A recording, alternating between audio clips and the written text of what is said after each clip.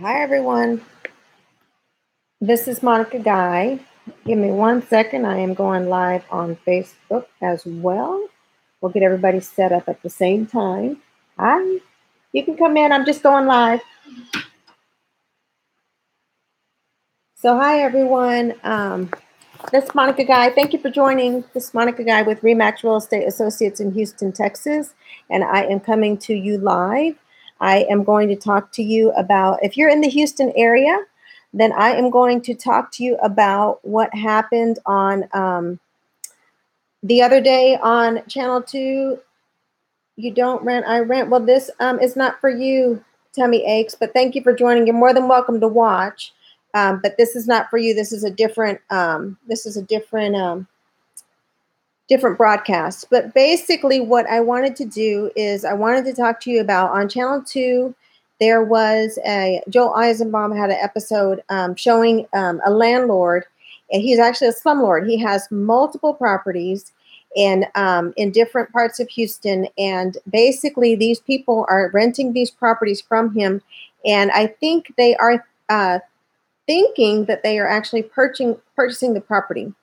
And what I'm talking to you about, the difference between the rent to own versus a owner finance. A rent to own, which is what these people were doing, especially that one individual. If you saw the broadcast, his house had been flooded by Harvey, and he was not able to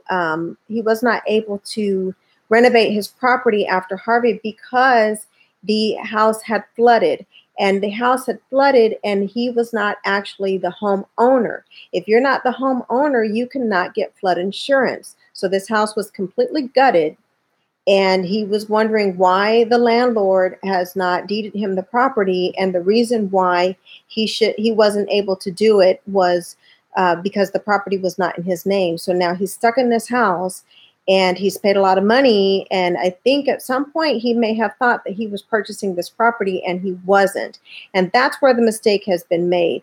So a lot of these people, if you're looking to, let's see here, my tummy aches. I'm just going to have to ask you to leave. So sorry about that. This isn't the broadcast for you. So what I was going to say is that there are landlords, and they do owner finances versus renting to own. Owner finance, you need to have someone that is going to protect you. You need to have someone that knows the documents that need to be in place to help you with purchasing the property. If they don't know what documents need to be in place, or if they're only working on because sometimes landlords will say, I want to sell you the property, and they don't have they have documents in place, but those documents are in place only to protect them as the landlord, not to protect you as the purchaser of the property. So you need to make sure that if you are talking about doing a rent to own, are you really doing a rent to own, or are you just renting, and at the end of that lease, you have the option to buy?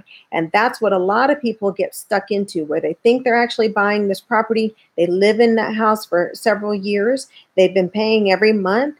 And then they're upset because at the end of that time that they've decided on that agreement, they thought they had been making these payments towards the purchase of a home, and it wasn't. It was actually just rental income that the landlord was getting. So that's what I'm making this video for. I told you all that I would come back today to talk about that, because it's important that you know, if you are renting and you think that you're buying this property, well, are you really? And are the documents in place to protect you? So when it came to Harvey, a lot of these people had to move out of these properties because they were not, that they were deemed unsafe, and, the landlord can't have you living there. But if the property was in your name, you wouldn't have needed to move. You would have had homeowners insurance. You would have been, if you had flood insurance, you would have had flood insurance that you could have used. And these are all in place to protect you as the buyer, not the renter, the buyer. So this is why it's important. Again, for those of you that don't know who I am, this is Monica Guy with Remax Real Estate Associates in Houston, Texas. I am a third-generation real estate investor, and I think it's important that you know that these documents need to be in place to protect you as a purchaser.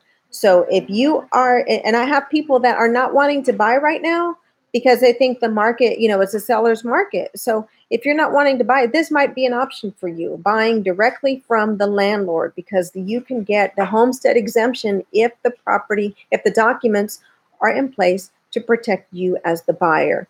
So if you all have any questions, you're more than welcome to reach out to me. I am on Facebook right now. I'm on Periscope. I'm not live on Instagram. I am live on YouTube.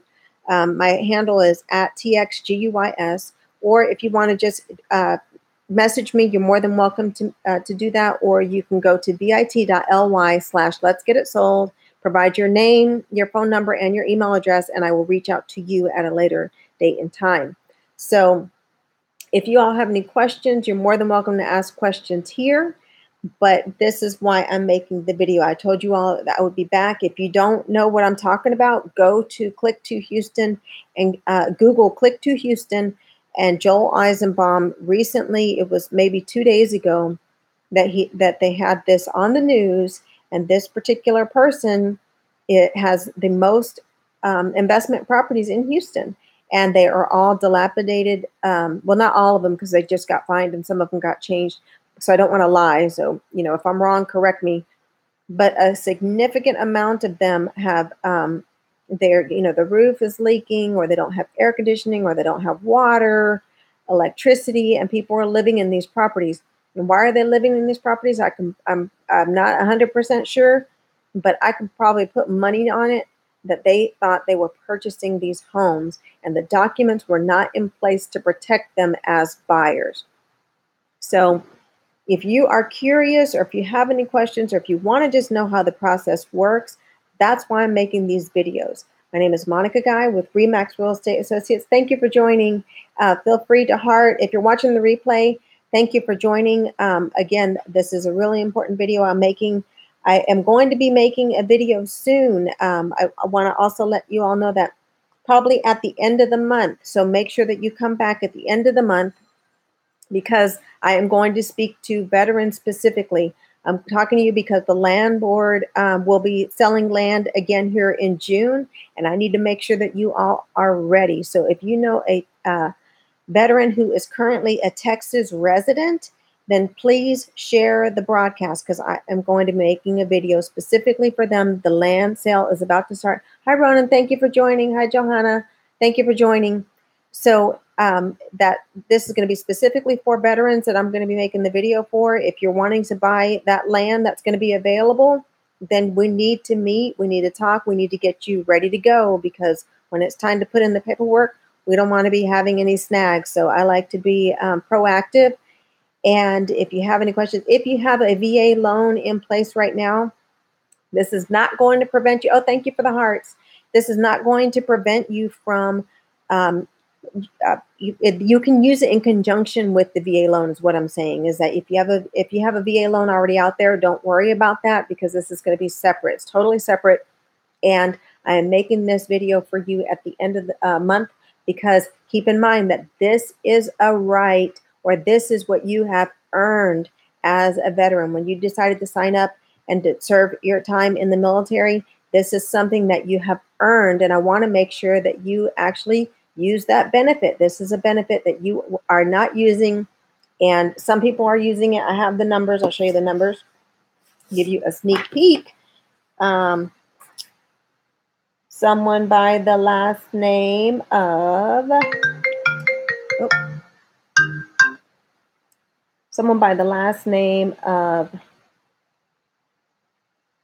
Brown bought 10 acres of land for $64,000. So if you're interested, in something like that, then let's talk. I will be back next month to talk about it. So again, I hope you found this helpful. Monica Guy, RE/MAX Real Estate Associates in Houston, Texas, and I will talk to y'all soon. Bye.